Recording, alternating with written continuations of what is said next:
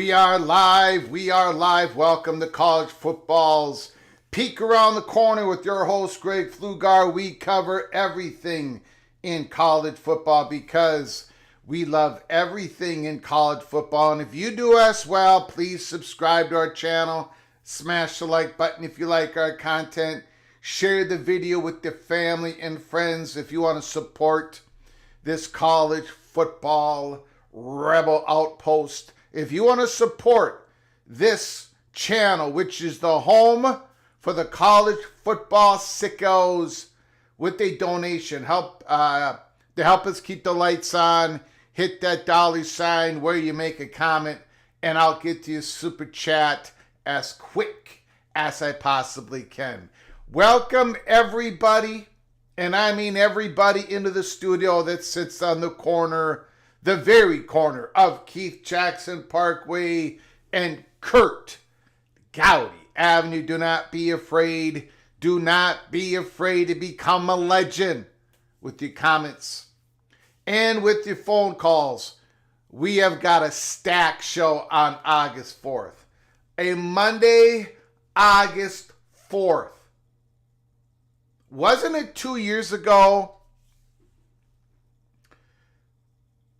2 years ago from the day, wasn't it, Washington and Oregon? We all found out that Washington and Oregon was going to join the Big Ten. They got together early that morning. I think it was August 4th. I believe it was August 4th of 2023.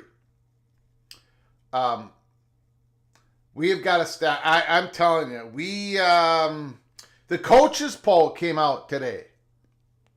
We did an episode 448. If you missed it, go watch it. I'm going to spend just a little bit of time on it during this live show, but we put out a 20-minute episode, 20 minutes. We discussed the college football coaches poll. And you know what? I think the coaches did all right. I disagreed with some of it. I made pretty clear what I disagreed with. And there's been a lot of comments in the comments section.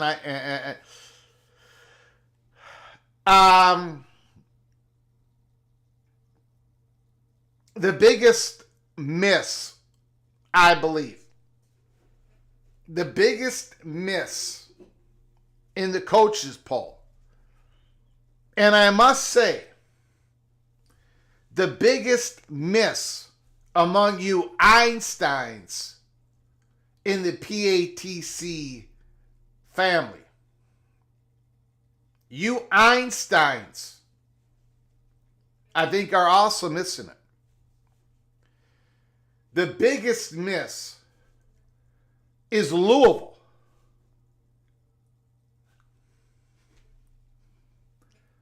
Louisville, the Cardinals. Now, I know, last year I fell in love. With the North Carolina State Wolfpack. And I had them doing better than anybody else in the country, including the Wolfpack fan base. But that was last year. I know you told your friend you're not okay, and tell me what's wrong and why you never say that you was felt that last way. year. Guess you're trying to stay strong and fake a smile until I love The love that I had for But I North know Carolina you too long, State, hurts it was to watch fraudulent. It your was blue eyes fake. fade It to wasn't white based. as you It fade wasn't based on away. facts. But this year, As you fade away. this year, as Greg the Cooler fades away. Yeah, I'm about to fade away, cause every time I wake up I feel like it's Monday. Something's going wrong with all the chemicals up in my brain. All of a sudden I don't look at anything the same way. Gotta build up of my thoughts sitting in an ashtray. I'm sorry that I'm so inconvenient, okay. Just let me be me and I'll stay out of your way. I can see the way you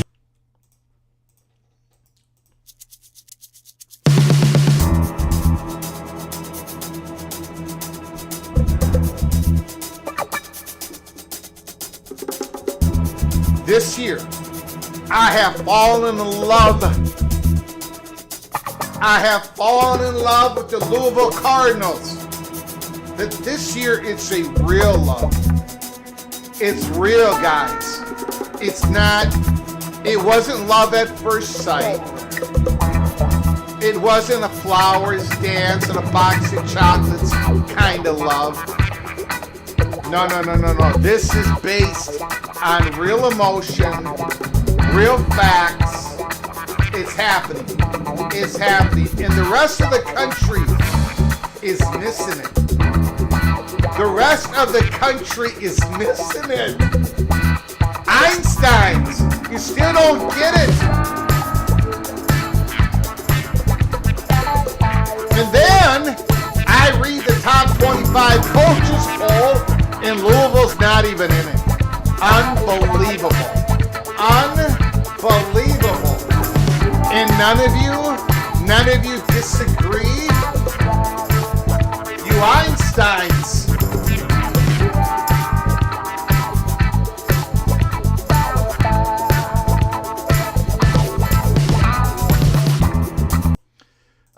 a stacked show. We've got a stacked show. But that is my first blush. That is my first reaction of looking at the coaches poll. A lot of it I agreed with. Yes, Edward the Auburn Tiger. I'm not saying Indiana is more talented. Edward the Auburn Tiger, I saw your comments. I understand you're upset with me. I understand the Southeastern Conference fans are upset with me. I understand that the Big Ten fans are upset with me because I continue to say the Southeastern Conference is the most powerful, best football conference in the nation. I also have 4 Southeastern Conferences teams making the tournament. I only got 3 in the Big Ten. So I got SEC fans mad at me. I got Big Ten fans at me. The Big 12 fans have been mad at me for months. So I get it, but I said that Indiana has got a more talented team this year than they had last year. That is what I said. I don't think Tennessee, I think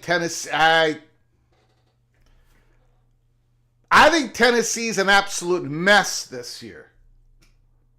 I think Ole Miss is going to slip and slide, baby. Slip and slide. And Edward the Auburn Tiger, when there are teams in your conferences that slip and slide, there are others that will rise, which is Auburn, which is Missouri.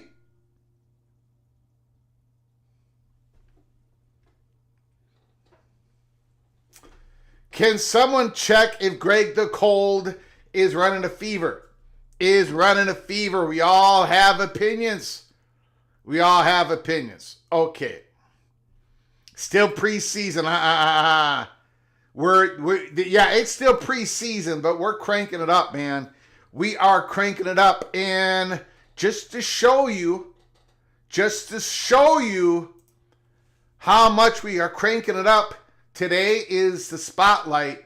The spotlight is on no other than the Wake Forest Demon Deacons. The spotlight is shining bright on the Demon Deacons. We are going to go through their football program, their football team today, their schedule.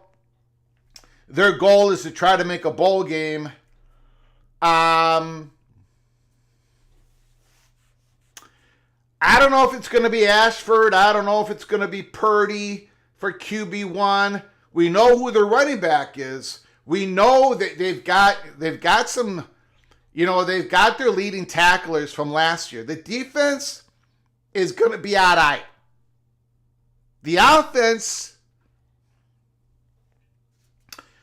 I believe the ACC teams are going to load up the box on the Deacons every single week. Load up the box on Demon Claiborne. Load up the box. And the Wake Forest is going to have a hard time moving the football. But we will get into that. And there is a little bit of news on the potentiality of a CBA. We're going to touch upon that. Just a couple of minutes on that. It's just the beginning. We'll see what happens. There was some news about Yahoo Sports, Ross Dellinger. We're going to spend a couple of minutes on that, but I want to keep an eye on that. I want to keep an eye on that potential big growing story. I also talked with somebody behind the curtain, chatted behind the curtain on, on Duke. And again, I want to make it clear, my prediction that I made, my official prediction on April 9th, still stands. I think it's going to be North Carolina, Virginia, Florida State, and Clemson to the SEC. I also said I got about a 1% chance of getting it right because there's so many variables out there. Nothing is done. Nothing is settled. It was not a report. It was a prediction. We've been talking about Duke lately because a Virginia official talked about Duke. Talked about Duke to a Virginia Tech money perch. Talked about Duke to us and the effect on their candidacy to the Southeastern Conference. The effect that it might be having on Virginia athletics. We've been talking about it in our last couple of live shows.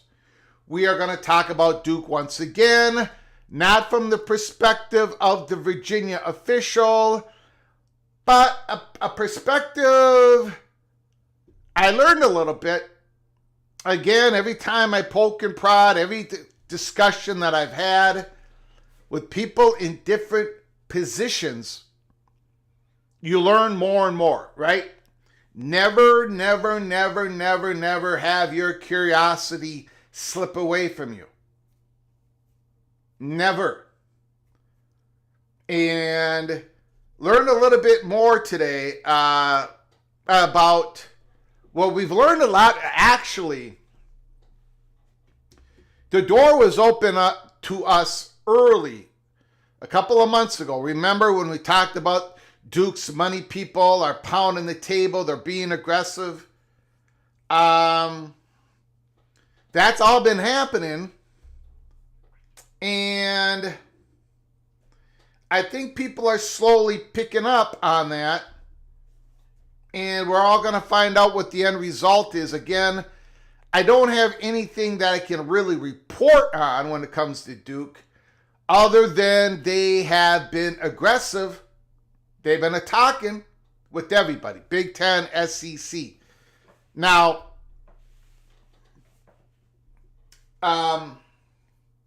before we get into the Wake Forest spotlight,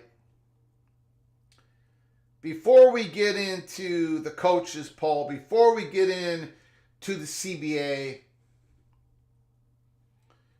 I want to bring something up, and a lot of you are going to just shake your head. Shake your head. John Dry, Greg, you're wasting your time and breath on Wake Forest.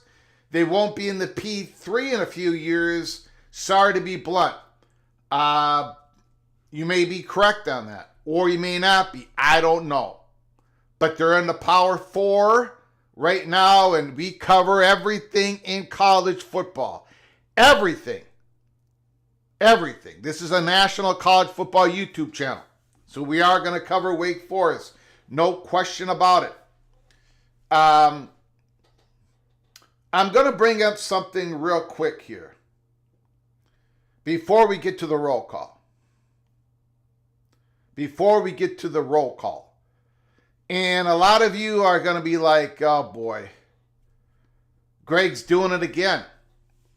The fat guy from Minnesota is doing it again. He's spending a lot of time on something that just isn't, it's not, nobody's interested in it, Greg. Nobody is interested. What are you doing, Greg? This is why you have the most unpopular college football YouTube channel, most unpopular national college football YouTube channel in the country. Remember, Greg, you spent all that time talking about North Carolina and what was happening on the ground even before Kevin Gusowich left? God, Greg, you wasted everybody's time. Well, there was a reason we did that. Well, there's another reason why I have been on this story. And again, this story that was just put out today, it's not much. In fact, it's barely anything at all. But I wanted to show it to you. Because this new frontier in college sports, or I should say, the new frontier for private equity, is going to be so impactful on college sports. And there is no way There is no way that the next wave of disruption, the next realignment wave, there is no way the next realignment wave is not going to be affected by private equity or the potential of private equity or by the perspective of private equity. It ain't going to happen. I'm not saying private equity is calling the shots. I'm not even going to say they're calling 1/3 of the shots.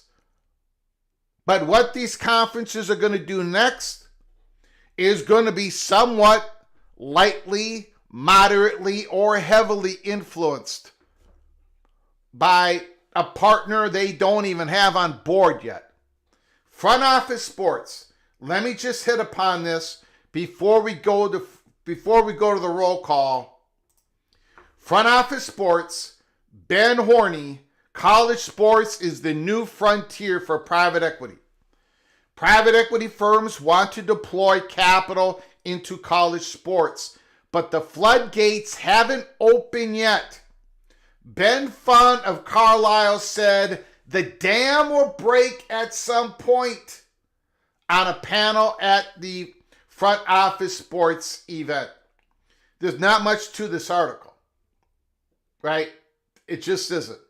Partners from Redbird Capital, Carlisle Group, told front office sports. Private equity firms are working hard to figure out how to get in, although their entry point remains unclear.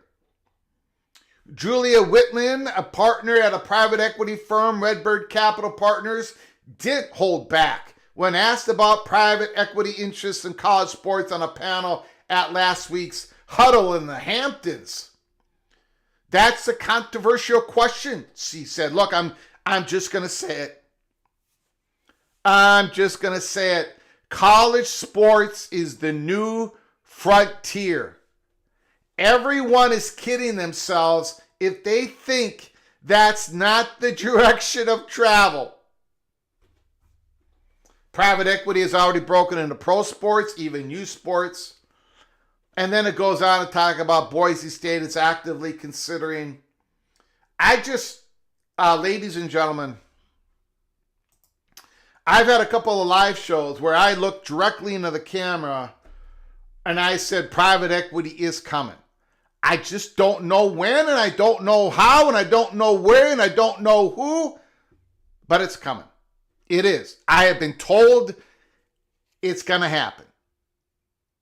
It could be just putting their toes in the water, or it could be something gigantic with these conferences. But it's coming. You know, the players are getting, the student athletes are getting paid.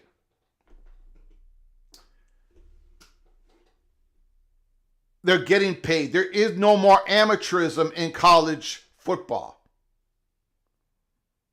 at the highest level. We've got this settlement on a lawsuit, class action lawsuit. We've got people still trying to figure out a CBA, how to get this thing done without having the student athletes become employees. Maybe they're going to take the angle of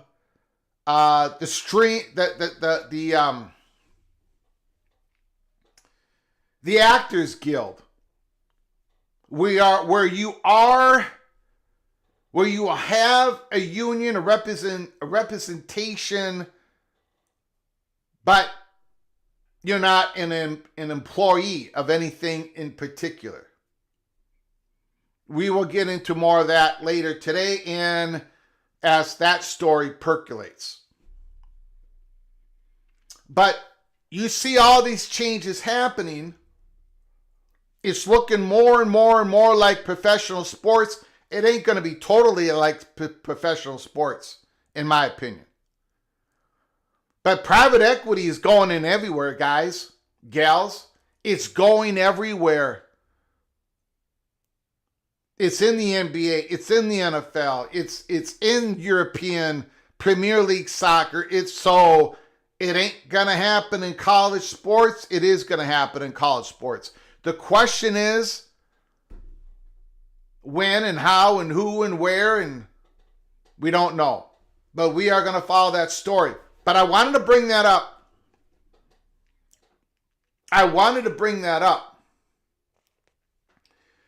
Because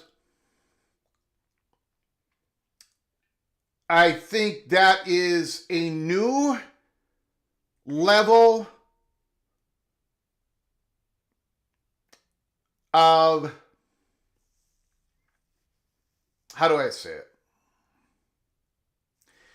I think it's something that everybody has to contemplate when it comes to the next wave of realignment.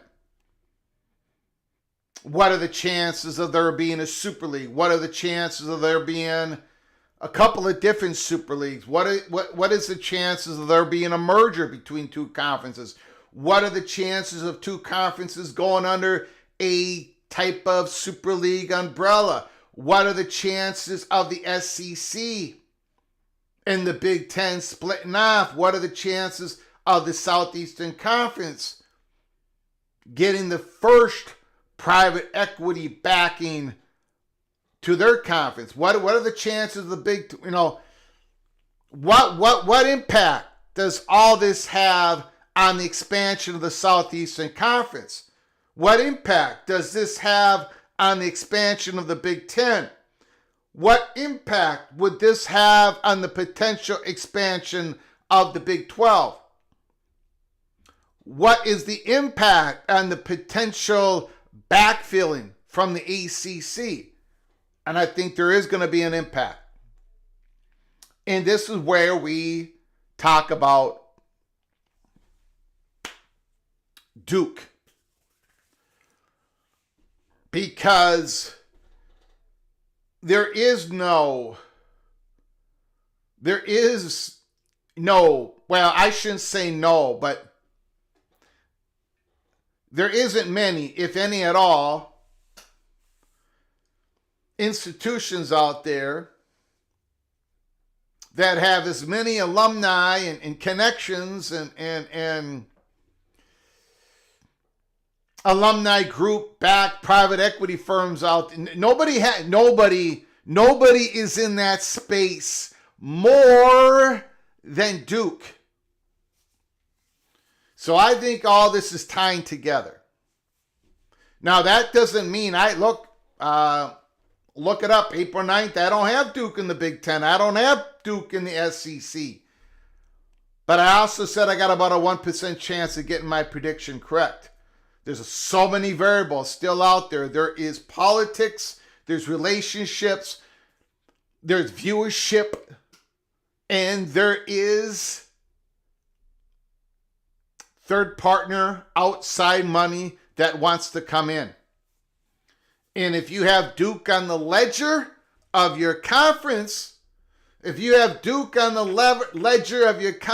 well, that might open up the money bags a little bit more, and that might fill your coffers a little bit more. That might give you a connection that you wouldn't have had before. So this is why we're talking about it once again today. Let's do a roll call.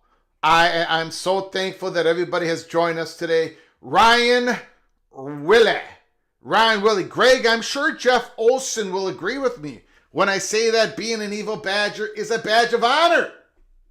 But Minnesota fans, being glorious Gophers, LMAO,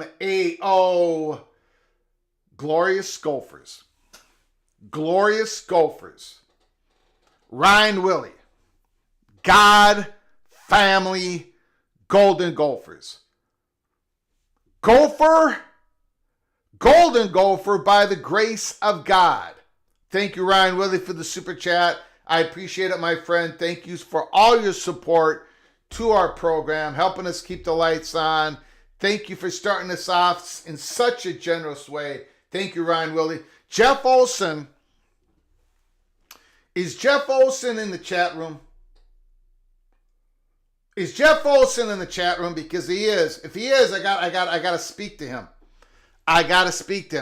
Thank you, Ryan Willie. I appreciate it. John, okay, I'm missing a lot of people here. I do apologize. My roll call is late this morning. Or this afternoon, I should say. My bad. Wendy Scruggs is in the house. The Almighty Finn, Expedition, Greg, John, Dry, Tough Tony. Tony.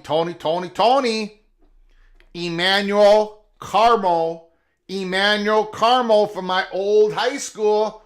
Robbinsdale Cooper. True freshman. He's going to play. He's going to be number 2. He's going to be a rush end. He's going to be a combination outside linebacker, rush end, Emmanuel Carmel. Remember the name. AMAC is in the house. Bob Swanger, none is in the house. MBM. Oh, Jeff Olson. He is in the chat room. Boo. Evil Badger. Boo.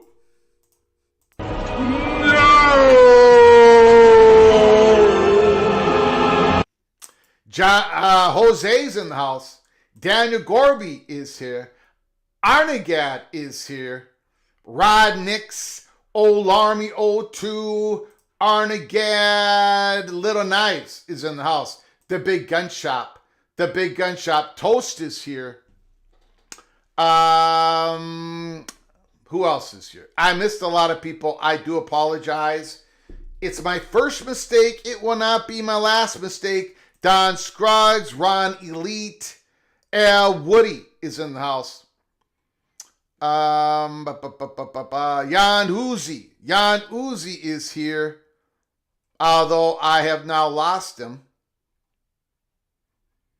The Big Lubbock.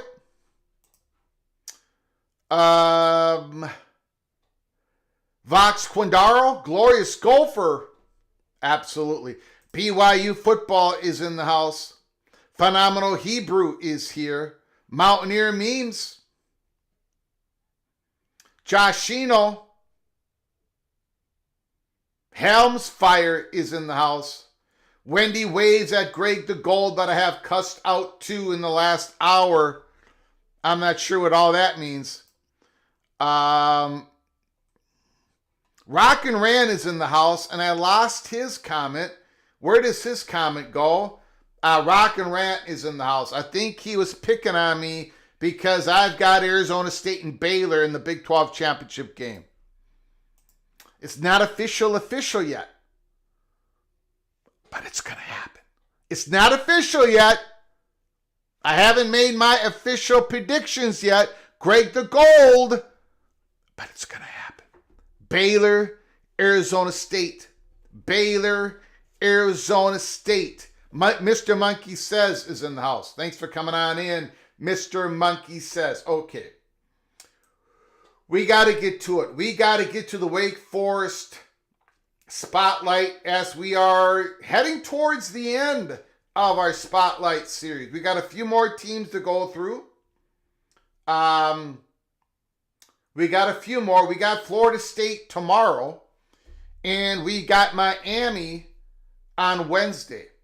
Florida State on Tuesday, Miami on Wednesday. Is Robbie Ashford going to be the quarterback at Wake Forest? Robbie Ashford, who has played a couple of years at Auburn, South Carolina. This is his career stats. A little bit over 2,000 yards, 11 touchdowns, 9 interceptions, 51.8% completion percentage, 114 quarterback rating, over 1,100 yards rushing. Now, he, as a freshman at Auburn, he did not, it was pretty miserable. He completed well under 50% of his passes. Now, last year when he played a little bit, he did pretty good. Robbie Ashford, is he going to be QB1? Probably.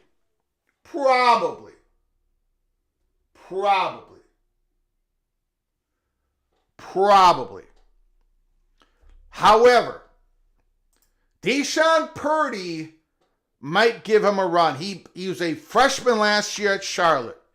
Over 1,800 yards passing.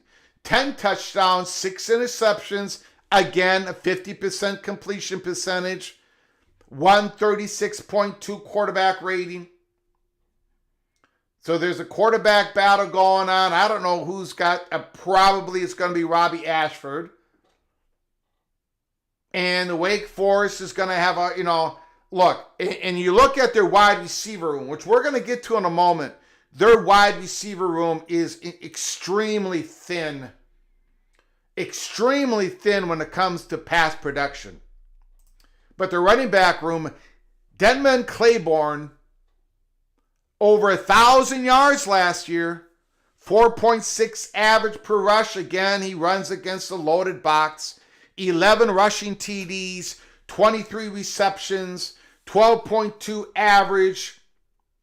And we say, he's a good back out of the backfield. Hard runner. He is their guy on offense. He is their guy on offense. Robbie Ashford has played for 3 years, Ron Elite. 2 at Auburn, 1 at South Carolina. I think he's considered a redshirt junior this year. So Claiborne is running against a loaded box. He is their number one guy. It's the wide receiver. Now, Claiborne's good. He's fine. The offensive line it's all new. It's almost all new guys. So we're not going to really know, guys. But the receiver room, Mr. Mays is their leading production guy from last year. 16 receptions. Is coming back for 2025. 218 yards, 13.6 average per catch, 2 receiving touchdowns. It is thin, thin, thin. Carlos Hernandez, Reginald Vick, Chris Barnes. Chris Barnes is a freshman. Is he going to give them some juice? They're hoping. They're hoping Mr. Barnes can come in and play right away. But again, it's Wake Forest. It's going to be the running game. It's probably going to be Demon Claiborne and Robbie Ashford running for their lives to try to get some points on the scoreboard. Now, the good news for Wake Forest, they've got 3 of the 4 leading tacklers coming back. Dylan Hazen had 84 combination tackles last year, 7 tackle for losses. He's the senior. He's the senior, the leader of the defense. But it's not just him. They got Quincy Bryant, another senior linebacker. They've got senior Jaden Loving, defensive tackle. They've got juniors up and down the line. It really is an older defensive unit. Grown men. I think the defense is going to be somewhat competitive in a handful of these ACC games. The offense, though, is going to be run, and then throw it up and see what happens. The Wake Forest football schedule. Their first ACC game is Thursday, September 11th, North Carolina State on ESPN. So we're going to get a good look. Can Wake Forest compete offensively in the ACC in 2025? Then they're at home again against Georgia Tech. Then they're on the road to Virginia Tech. On the road to Oregon State.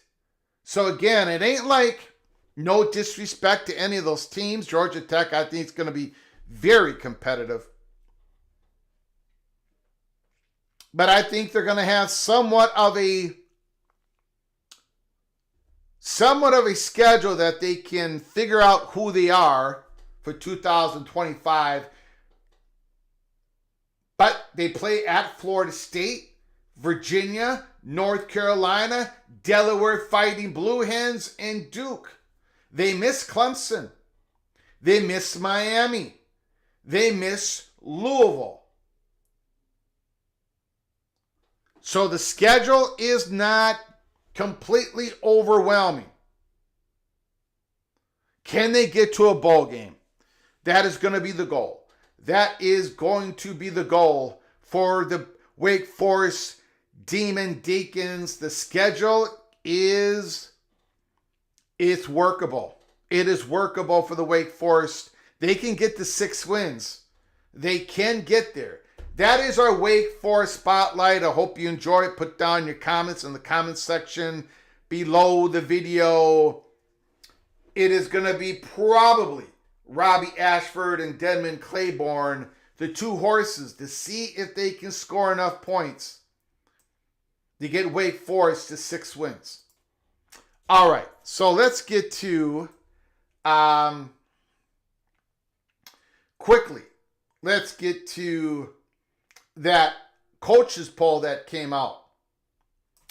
Again, we did a 20-minute video on it. Go check it out. Video episode 448. Coaches poll, preseason top 25.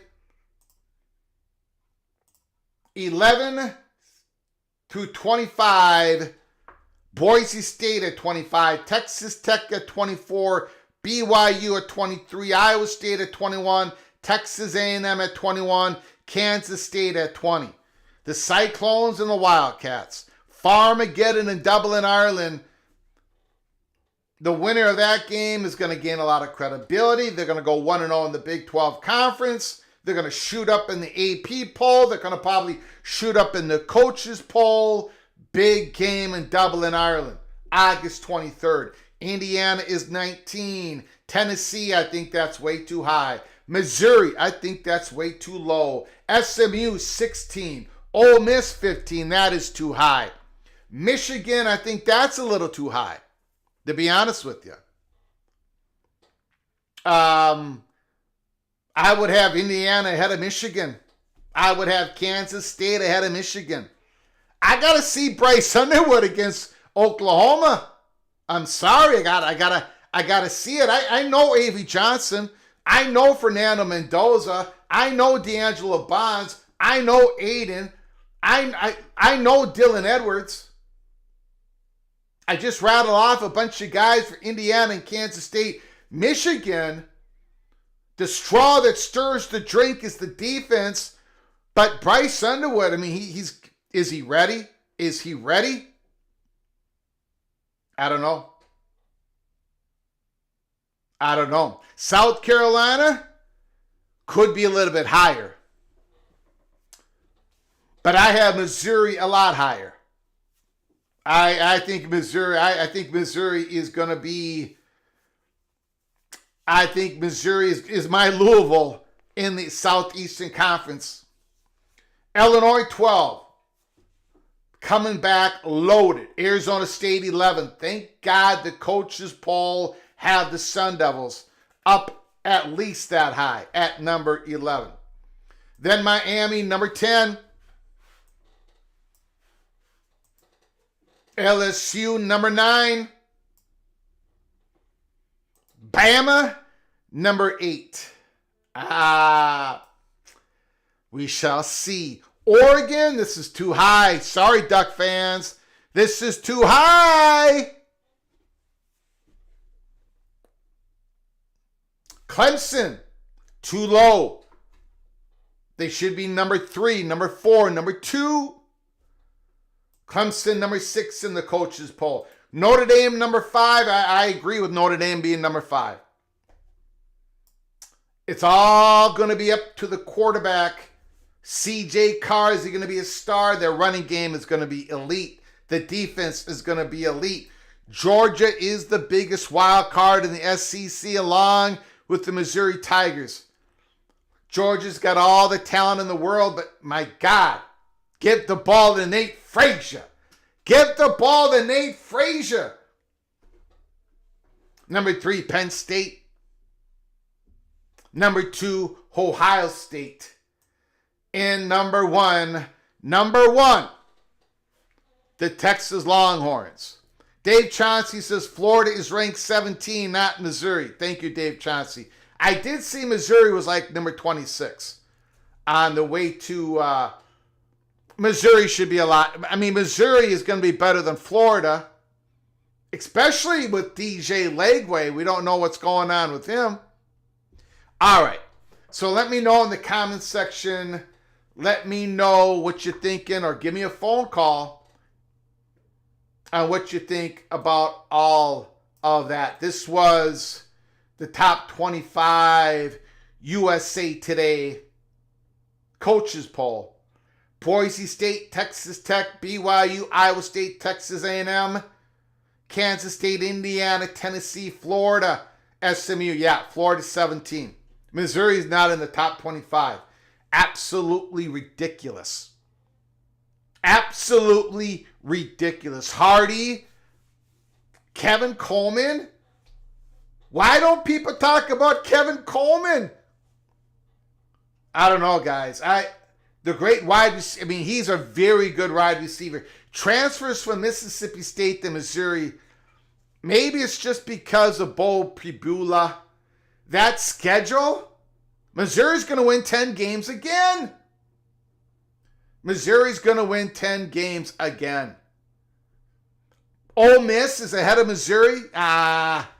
Michigan 14, South Carolina 13, Illinois 12, Arizona State 11, Miami 10, LSU 9, Bama 8, Oregon 7, Clemson 6, Notre Dame 5, Georgia 4, Penn State 3, the Buckeyes 2, and the Longhorns 1. Here's the CBA. Ross Dellinger.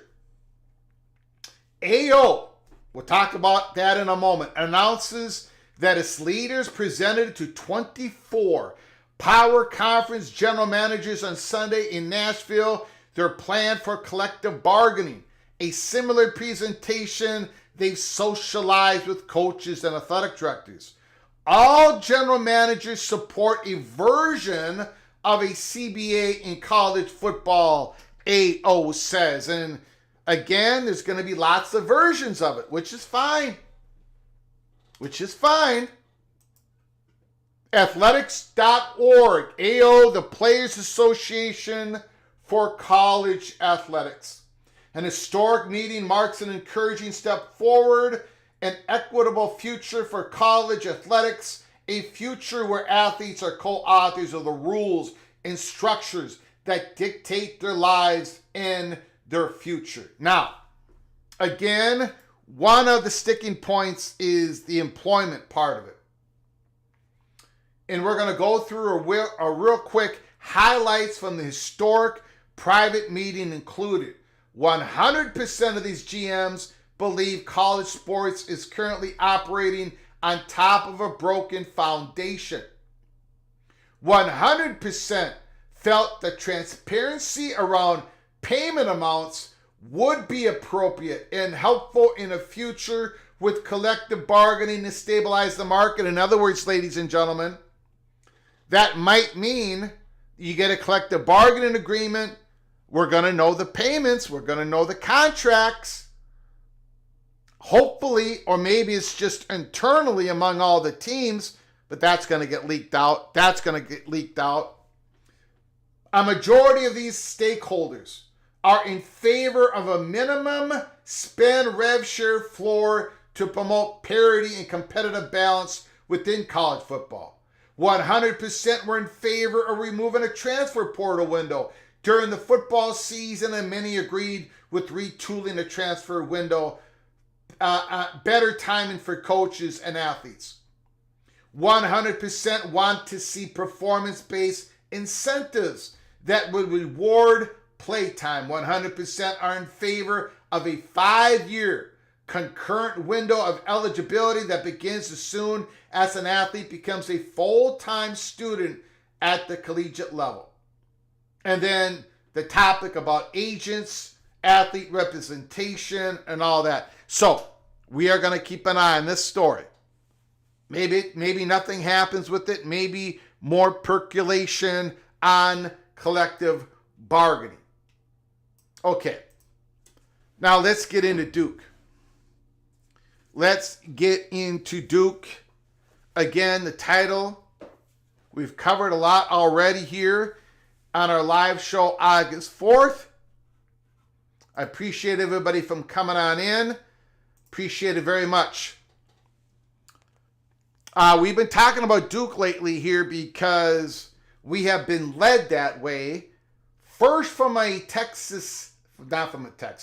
Virginia Tech money perch who's had some communication with a Virginia official.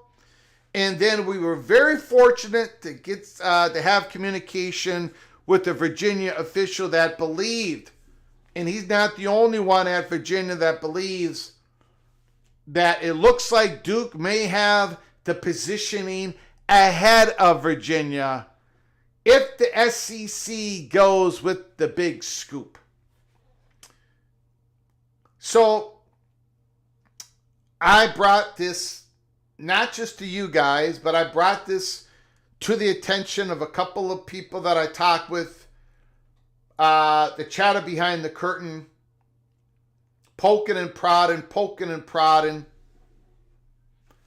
And there's only a few tent poles that we really know, that we can set up these tent poles on Duke.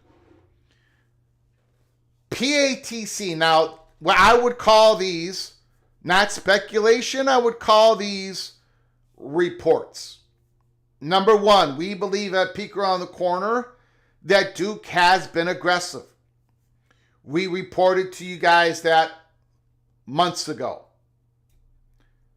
Number two, Duke is playing the whole field. Much like most of these universities. They're not going to let any rock be unturned. They're going to look at under every rock, figure out what they can do. Duke is one of the P2 candidates that you should be aware of when it comes to the possibility of an offer from one of these ACC schools to a Big Ten, to the SEC, and say, this is what we can do for you.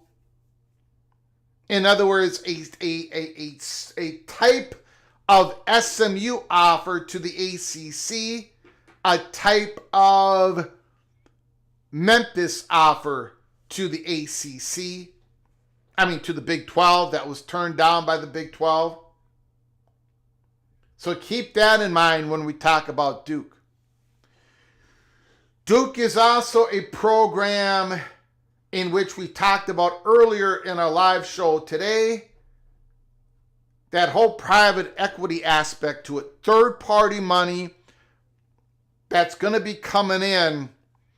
Duke is this is what it was called from somebody who's part of the chatter behind the curtain. Duke would be considered a magnet for that type of money to come on in. So, after talking about all that, we got into, okay, so what do you think? What do you think about Duke? What do you think about their chances to actually get to the Southeastern Conference? What is their chance to get into the Big Ten?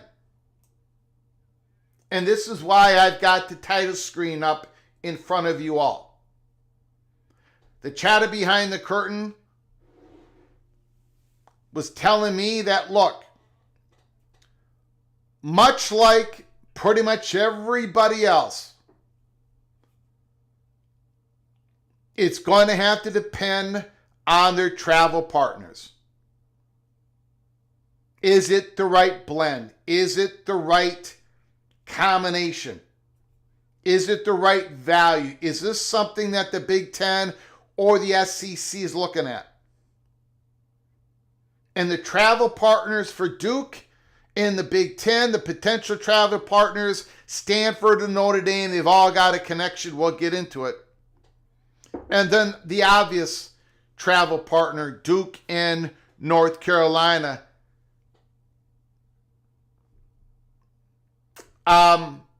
So I was told, now that in itself is nothing new. But sometimes when you have a discussion, with somebody who does this for a living,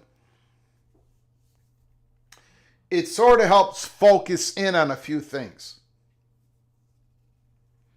We talk about, we're going to first talk about the Stanford, Duke, Notre Dame situation.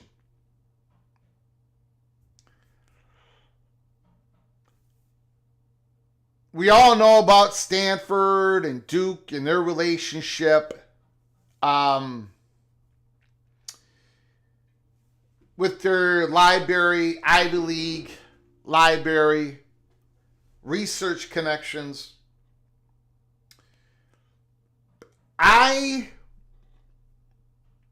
There's some stuff I'm not going to get into, but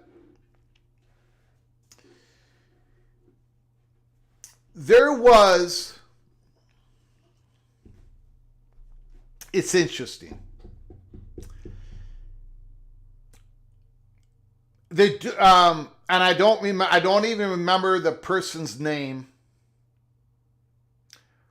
You can Google it. The Duke athletic director holds these titles.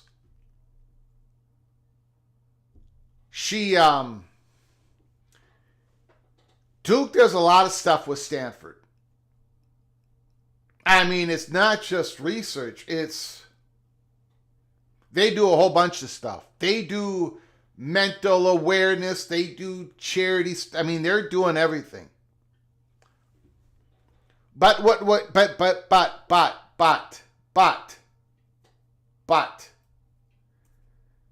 it was told to me flat out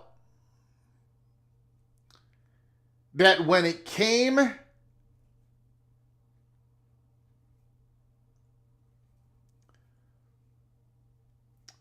to ACC expansion, and when it came to ACC expansion, Duke was with Notre Dame, obviously, to get Stanford in. So Duke was not just a vote yes, but they were one of the people that were pulling and pushing for it. However, and this is where the but comes in.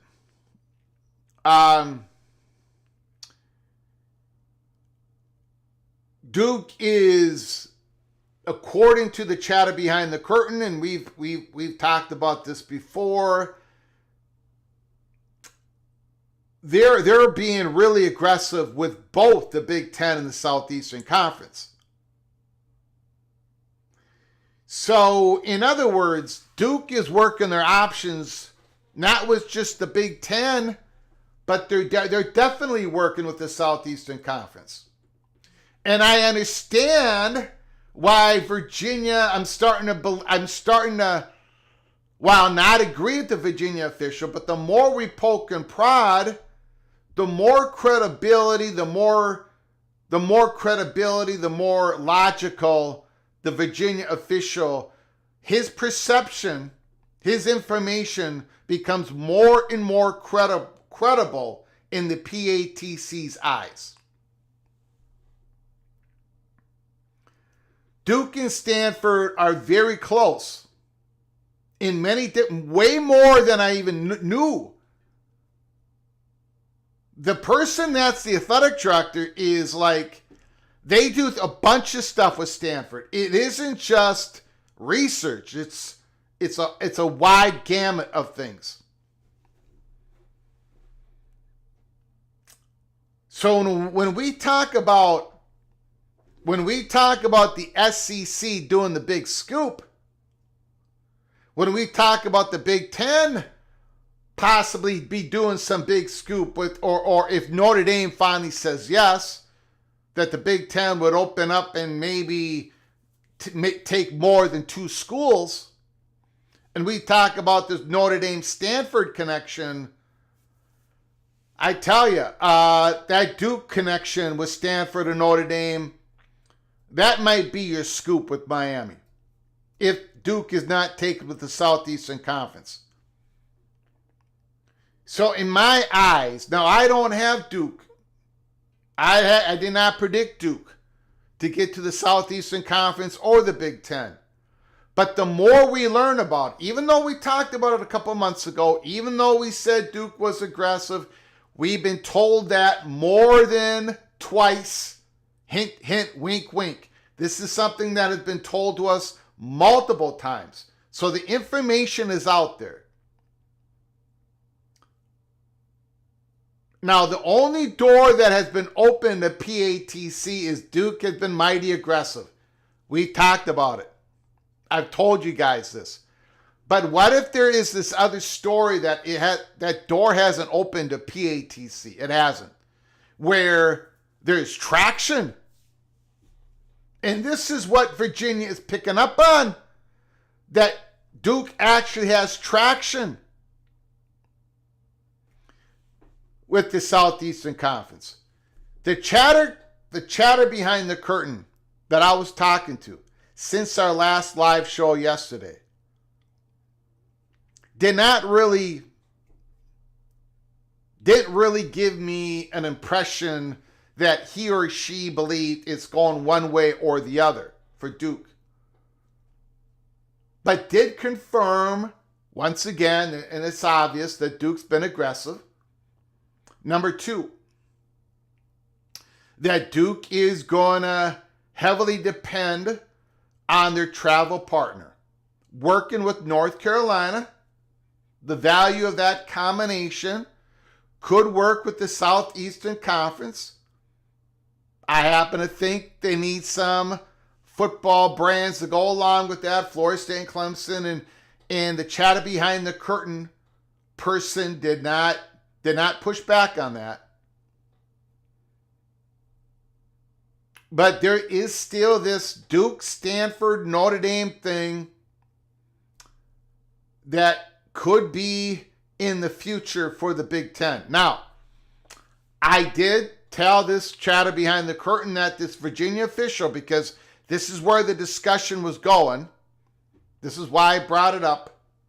I wanted to poke and prod this information that we had learned, the perception from the Virginia official. I said, this Virginia official believed that Stanford is out of the Big Ten target list because of reasons A, B, and C that the Virginia official gave to us. When I brought that up to the chatter behind the curtain person, that person said Stanford will not be out. We're not going to be able to eliminate Stanford from the Big Ten target list until the day, if it ever happens, that the Notre Dame joins the Big Ten and Stanford does not come along. Until that day, if that day ever happens, you cannot eliminate Stanford as a target. But the chatter behind the curtain person did say that Stanford does not carry the value that it once was perceived. Maybe that will change, but Stanford isn't the golden calf to Notre Dame as we all have believed. But if Notre Dame wants it, Notre Dame is going to get it. And Duke is making sure that they are the third leg to that table if that becomes their only possibility to land in the P2. But Duke wasn't going to just rest on that option. They've been working on the other option, the Southeastern Conference option. I believe the Virginia official picked up on that. One of my last questions, and usually I ask the off-the-wall questions at the end of the discussions. I always put down a few questions where I want to ask. And then in the middle of the conversation, if something pops up, I'll write another question on my notepad. But I always wait for the for the goofiest questions at the end. Because if I ask them at the front, at the start of the conversations usually don't go well for me. So I ask them at the end. Okay? So my question was,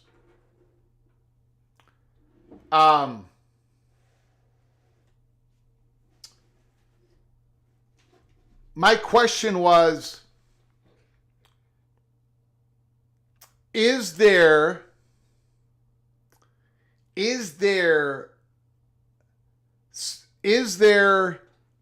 a timetable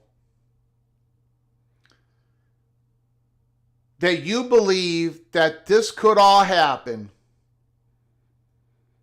What timetable do you think this could all happen with North Carolina and their travel partner? Like, I'm trying to figure out, North Carolina's pathway to be able to pull the trigger.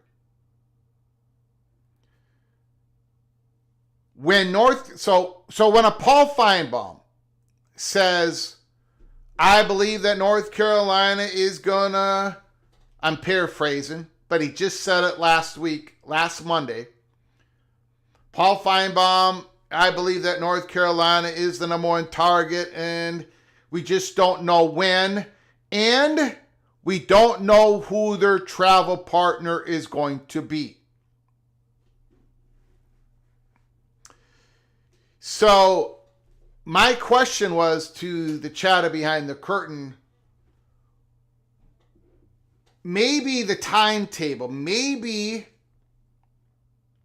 the quicker. So is there a belief out there that this could happen more quickly, that it's going to be sooner rather than later? Because if it's sooner, if it's going to happen, I'll be blunt.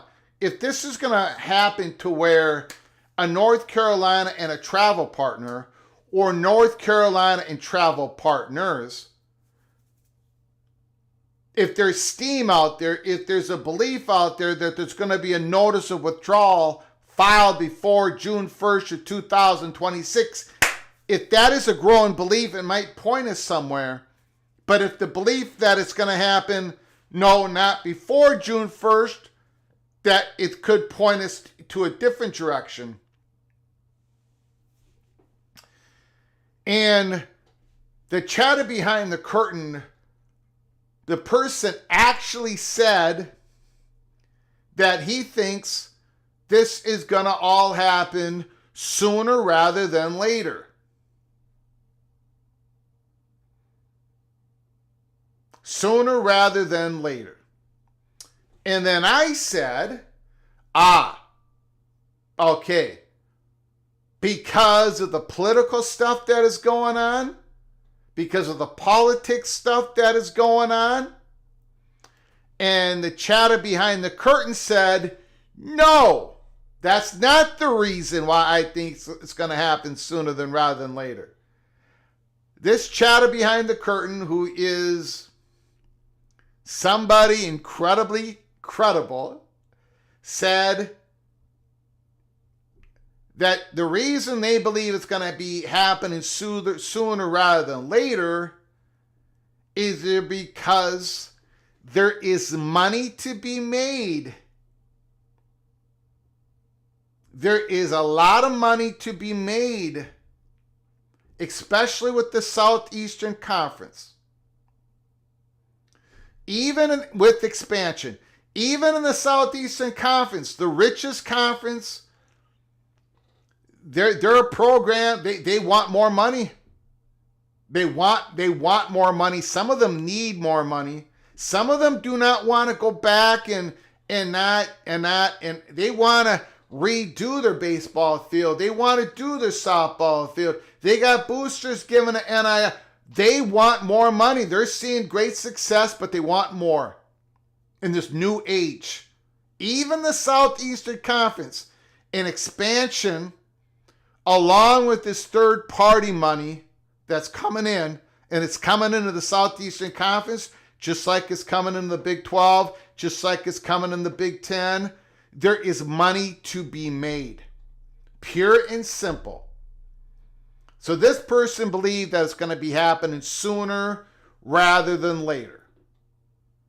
So my last question was, if it's going to be happening sooner rather than later, what does that tell you in particular with the Duke candidacy for the Southeastern Conference? The chatter behind the curtain believes it's probably good news for Duke. Now, I got to tell you, this person did not say Duke is going to go to the Southeastern Conference. No way did he say that. No way did he say that. But he believes sooner the better for Duke. Because Duke doesn't have entanglements. Duke doesn't have this. Duke, if they go to the Southeastern Conference and they're going with North Carolina, it ain't going to be a problem inside of Duke University. Not if they go with North Carolina. If Duke goes to the Big Ten with Notre Dame, that ain't going to be a problem. Duke doesn't have problems. Duke doesn't have problems. They just want the bloody invitation. If it's a Virginia, well, and again, this person believes Virginia is one of the top candidates. It's an obvious travel partner for North Carolina. Me and this person have had lots of discussions about Virginia. But the longer it goes, the better the chances this is about Virginia, because Virginia's got a lot more to untangle with Virginia Tech, with the state of Virginia. And possibly they need a little bit more time. Their sweet spot is in the next 18 months. But more the sweet spot is between 10 months from now and 18 months from now. Maybe not so much in May of 2026. So it's a very interesting discussion. And I wanted to bring it forward on this live show today. Duke is being talked about in circles that I get it. I get why the University of Virginia official believes what he believes in. That Virginia has to look at the Big Ten. I understand why the Virginia official believes that Scott Hamilton's reporting is credible. I happen to believe that it's going to be Virginia, North Carolina going to the Southeastern Conference. And if I'm wrong, I'm just going to be wrong, and we will report it. And it will be a fascinating story, whoever goes to the monster, powerful Southeastern Conference. But I get it. I do understand that perspective more and more every single day. Duke, and this is the phrase that will stand out from my discussion with somebody, the chatter behind the curtain, when that person said, Greg, Duke is a magnet for a huge amount of money that wants to come in. So, I'm going to finish off this discussion. We're going to go to your phone calls. I do want to say this.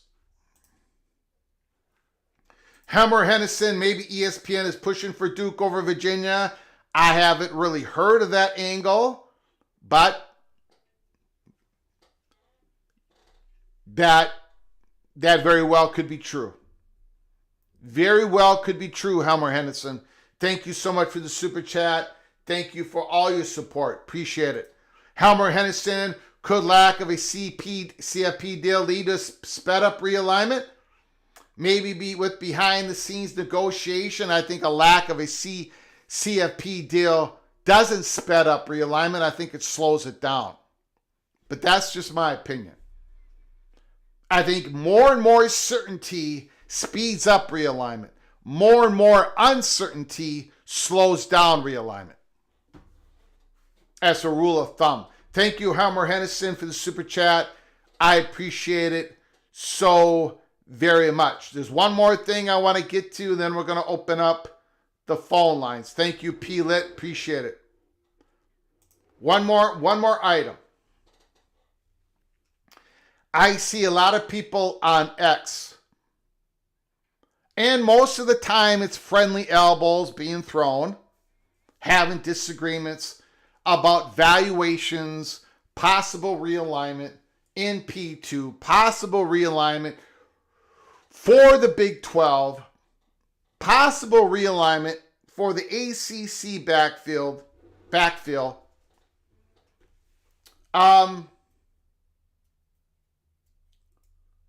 But some of it is like, some people are telling other people, you're crazy, you don't know what you're talking about and all that. I got to tell you,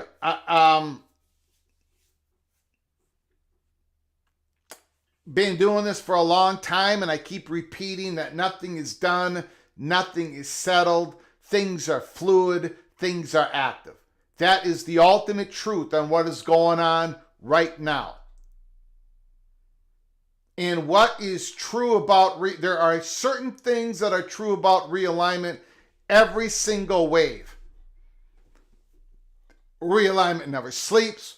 Relationships are important. The top domino has to fall first. But there are a lot of things that are completely different about this realignment wave. Yes, some things are like viewership and there are a lot of important things out there that remain important. Markets are still going to be important. Demographics, cultural fit, research, academics, all that is important. It remains important. But it is very difficult. It is very difficult to gauge what is going to be important, ultimately important to these presidents and to their media partners and to their potential future media partners. Because things are changing so fast. The valuations are based on added metrics that were never part of the equation on other realignments. There has been, quote unquote, very smart people who have been trying to figure out this stuff for years. I can't remember the gentleman's name, but he became chart man on X. He went in this big dissertation week after week, month after month, telling everybody that the Big 12 had no shot at poaching the Pac-12. Well, he was dead wrong. And he went to the top university. And he has the most beautiful charts. And he had all these graphics and all these metrics. But he was wrong because he did not know the lay of the land. That same person and other persons claimed that Oregon would never become a Big Ten member. And I kept saying, yes, they're going to be a member within 5 months of the next 5 years. And they had all these charts to prove that Oregon was never going to be a Big Ten member. But they did not know the lay of the land. So many people, 99% of the people, I got all the comments saved, by the way. 99% of the people dragged me over the coals when we reported that USC was in talk with the Big Ten and they were coming over, baby. And it doesn't matter if they're far away. It doesn't matter if they're not a continuous state in the Big Ten. It was happening. The charts, the metrics, history showed that USC was not going to become a Big Ten member. But they did not know the lay of the land. Well, ladies and gentlemen, I can report to you on August 4th, 2025, that all the same characters that got all the other ones wrong don't know the lay of the land today. And guess who doesn't? Who else doesn't know the lay of the land? Who nailed all those other realignment waves? Me. I do not know the lay of the land. I'm being honest with you. I'm being open with you. Because there is so many variables out there. I'm being told stories. A lot of them I can't even talk about. The chatter behind the curtain don't know the lay. Maybe one or two do. I don't know. Maybe there's more known than I could possibly know. Maybe the doors are still closed to me. But I don't know the lay of the land because the land is changing drastically. So a Duke that only gets what? 27,000, 25,000, I don't know, 32,000. I don't know what the number is. Whatever number of people they get to the football games, they don't look like a Southeastern Conference football stadium, whatever. That just doesn't mean as much as it used to. It still means a lot, but it ain't going to be the deciding factor. That's all I'm saying. Because there's other big money out there. I don't know if Duke's going to the Southeastern Conference. My prediction is no, they do not. But there's a lot of credible people talking about Duke. And we are going to continue to listen to them. And maybe someday I change my mind. Maybe someday I'm going to come out here and report a hot bubble of action about Duke or about Miami or about North Carolina or whatever. But we are going to keep bringing up these different perspectives, and we're trying to figure out the lay of the land. We're trying to figure it out. Okay, so we are going to get to your phone calls. The phone lines are open. 763-260-1333. 763-260-1333. Give us a call. Talk about the Wake Forest Demon Deacons. Wake Forest Demon Deacons. Is it going to be Robbie Ashford? Is it going to be Deshaun Purdy? Who's going to be QB1? Who's going to be QB1? Demon Claiborne, the bell cow for the Demon Deacons. And if you want to talk about week 1 games, Georgia Tech, Colorado. Syracuse Orange versus Tennessee. Take the orange. Take the orange. Alabama, Florida State. Tony White versus Ty Simpson. LSU, Clemson. Virginia Tech, South Carolina Gamecocks. Drones versus Sellers. The Fighting Irish versus the Hurricanes. Wow.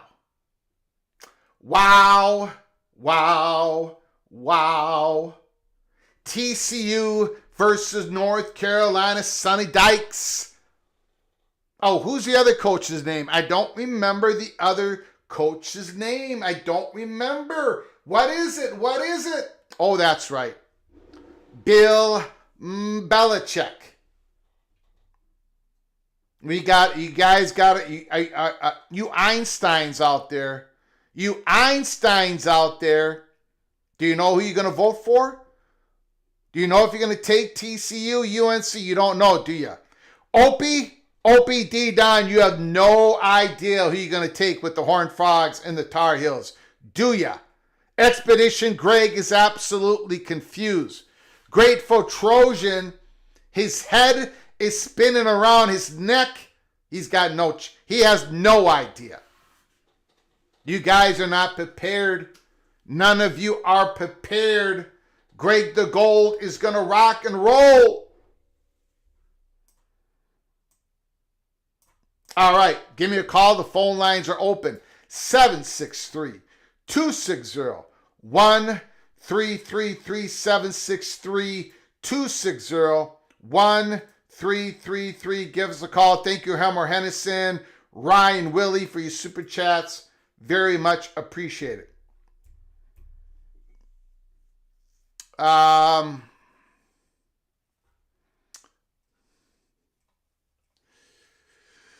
Let's see here. Nick Boardman, Florida State, Miami to the Big Ten. Opie, Southeastern Conference fans would feel the football stance if Duke doesn't feel them. No, we're not going to do the music. I've already done it once today. There's already been complaints filed, Grateful Trojan. I've got enough people mad at me.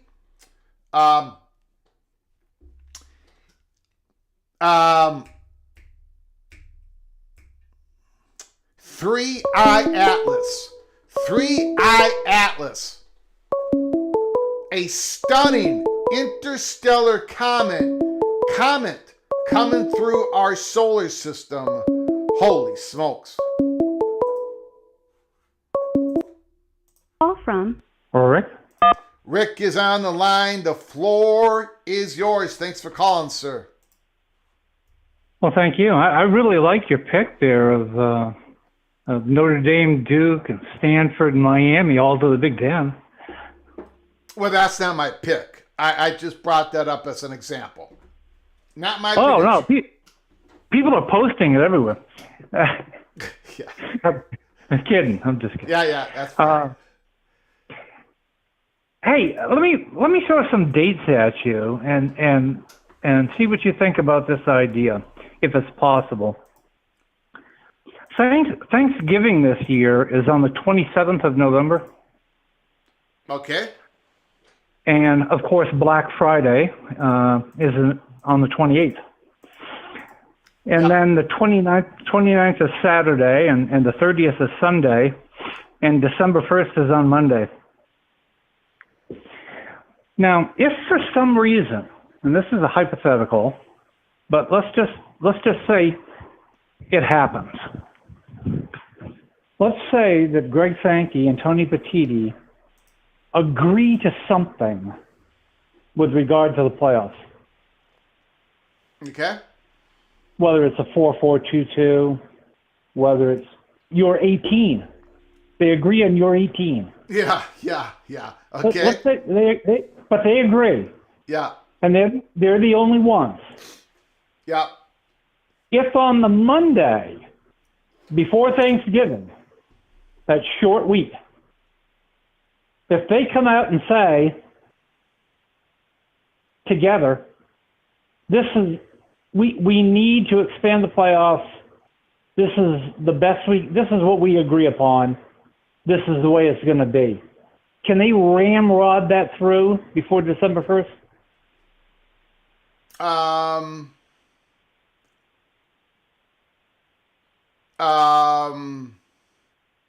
I think so. The only reason I'm hesitating is because they don't have a written written ESPN contract on the 16-team option or the 18-team option. There's only a 14-team option written in there. So if the solution involves a 16-team playoffs in which you have 15 games, or an 18-team playoff in which you have 17 games, you're going to have to spend some time negotiating and getting that contract done. But other than that, with that being, if that's not an issue, yes, they can get it done. And let me add this: if that would happen, if the college football playoffs, if there is some sort of agreement before December 1st that's going to take effect for 2026, but more importantly, have it all figured out for 2027, then that's going to be some grease putting on the skids, right? I mean, the skids are going to be greased a little bit more for conference realignment. But the important is to get it done for 2027 playoffs. Okay, I was trying to figure out if they could do that and do it real quickly, like there, right at the very end, having negotiated it out over the, through August, September, October, between themselves only, and then just run it through there at the end, and it would be too late even if others objected. It would be effective on Monday, December 1st. Mm-hmm. Okay. That's all I had. All right. And enjoyed today's updates. Thank you, Rick. Appreciate it. Yep. Bye.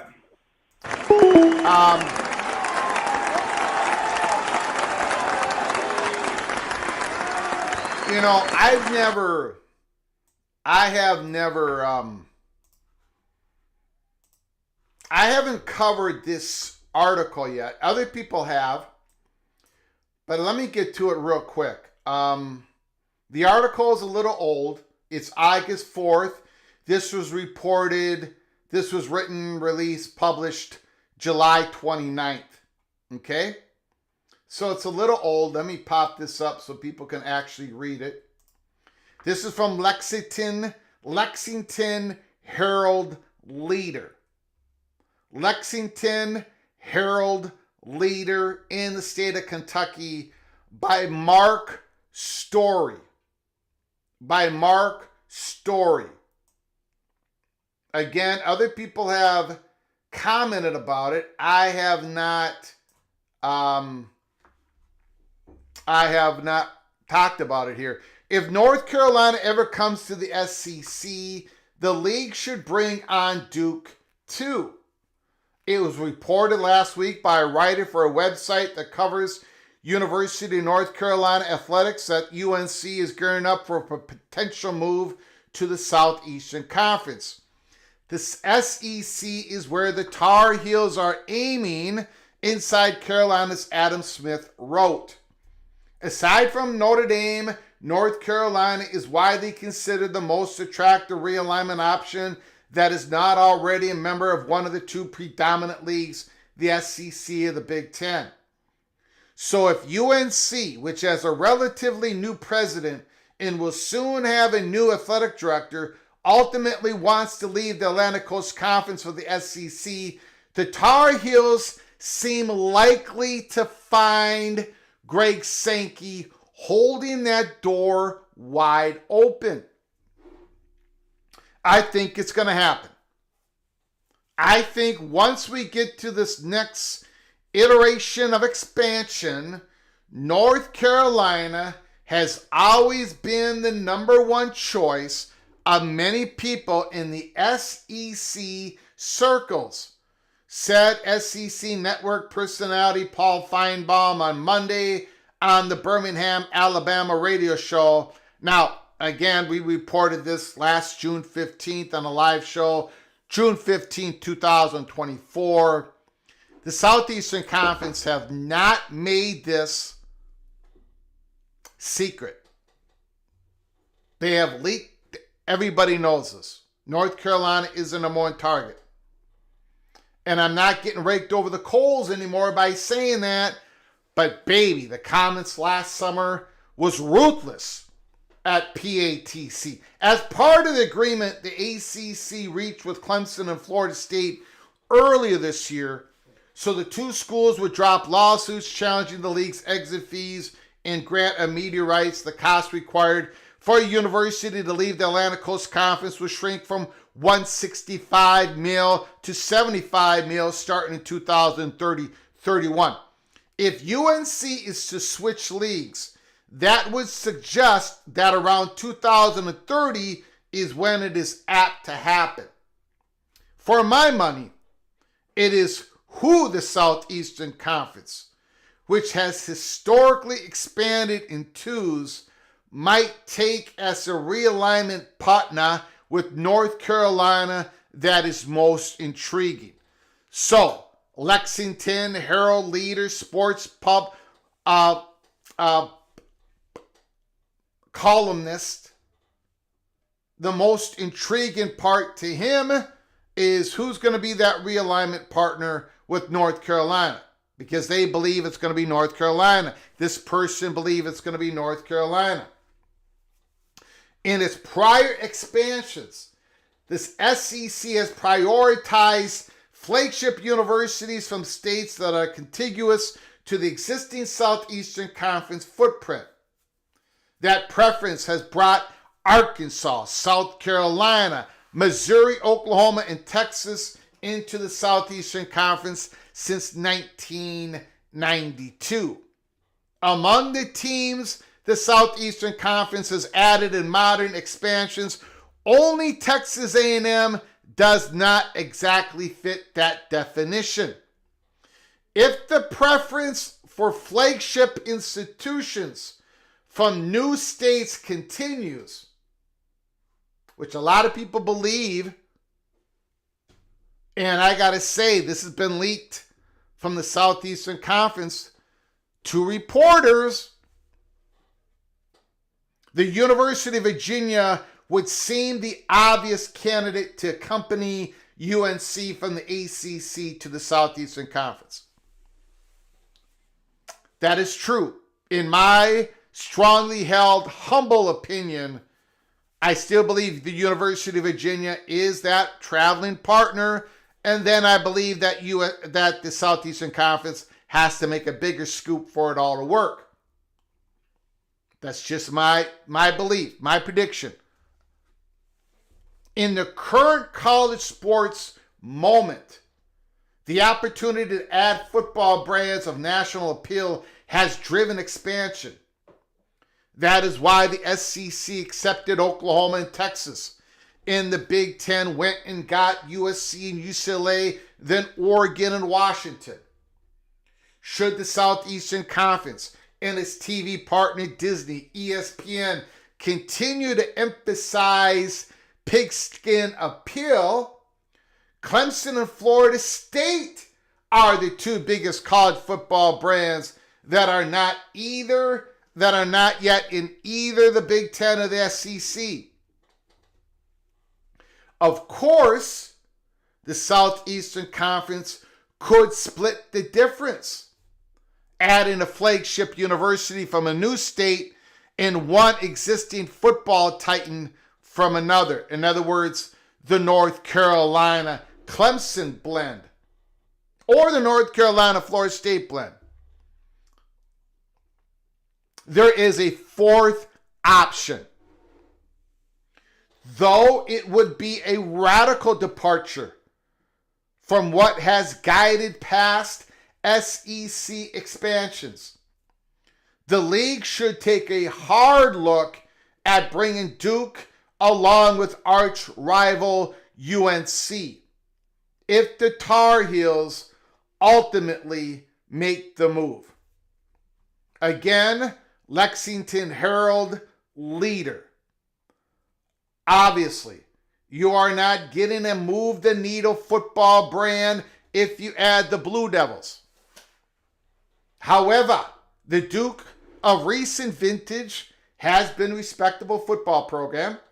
Duke has gone a combined 26-13 over the past 3 seasons.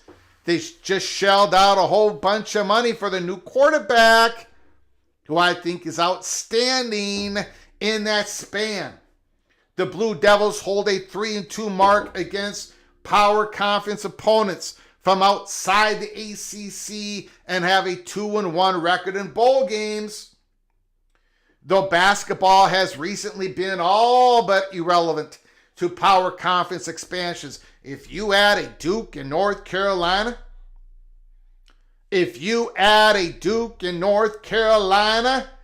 join Kentucky in the SEC, the Southeastern Conference would have then 3 of the 4 enduring men's hoop blue bloods, with Kansas being the exception.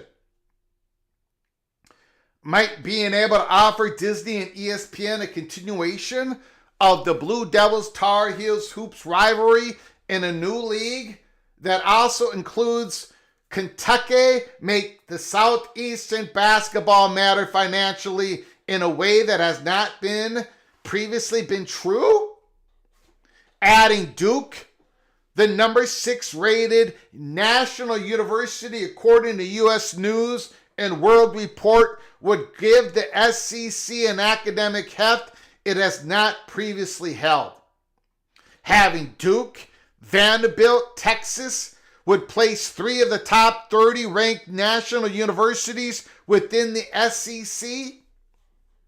Think of the potential benefits to less academically acclaimed schools in the Southeastern Conference from those associations. In terms of its overall athletic posture, Duke, a private research university, would not be as out of place in the SEC as it might initially seem. Using figures for the 2023-24 fiscal year of the U.S. Department of Education Equity and Athletic Database, Duke would enter the Southeastern Conference ranking 14th in the league in football spending. Kentucky is 13th. Second in men's basketball spending. Kentucky is first. 4th in women's basketball expenditures. Kentucky is 8th. And 13th in overall athletic budget. Kentucky is 6th.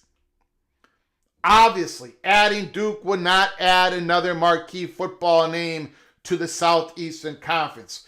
Acquiring North Carolina and Duke, but no one else, would not bring 2 new states into the Southeastern Conference footprint.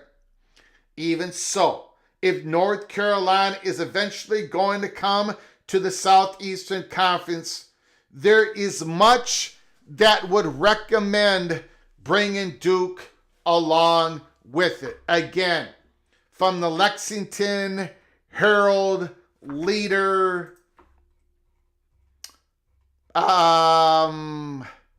Mark Story, Lexington Herald Leader. So a lot to chew on there. Lots to chew on. And if you want to add these other components to it, what if Duke is saying to Greg Sankey, we'll take care of ourselves for the next 4 or 5 years if you bring us in? I think they're saying that to the Big Ten as well. From Wild Ute. Wild Ute is on the line. The floor is yours. How you doing, sir? I'm doing great. How you doing? I'm doing all right. I'm getting ready for the season. I'm making my last touches on my order of finished predictions in every one of these conferences. In Wild Ute, the professor, I got to tell you, I'm feeling good. I'm feeling good about my predictions coming up in 2025. It is truly the year of Greg the Gold. Not the cooler, the Gold. What do you got to say, sir? Yeah, I think the coach's poll is pretty bunk. That's what I think. Really? Just straight up, just looks like there's some whack placements for a lot of the teams. But not calling about that. I want to just spitball some ideas here. Just like a little think tank, okay, about Duke and UVA. Yeah. Because I've been thinking about this, since you had that live show a couple days ago. Yeah. This is kind of like the new chatter and everything is like this Duke emergence, right, for SEC. Here's like my thoughts on Duke, though. Okay, so if you're NC State, and like we've talked so many for years about like this political baggage, Wolfpack backpack, and like the dynamics of the state, I would think that if Duke was going to go with UNC as a private school, that I would block that 10 times more than just letting UNC go. I have a hard time seeing NC State see both of their brethren in state, their peers, go. Yeah. I realize Duke's private Yeah. and North Carolina's public, but I could see them try to wage war to not get left behind in that scenario, because that completely houses that program. If two of those programs go to the SEC and NC State has nowhere to go other than the Big 12. So I think there's a lot more dynamics in here. It's like, okay, and then also like challenging, like doubling up on a state when you need to add footprint too. Like I realize Duke's great academics, big research spending, but know who else is? UVA.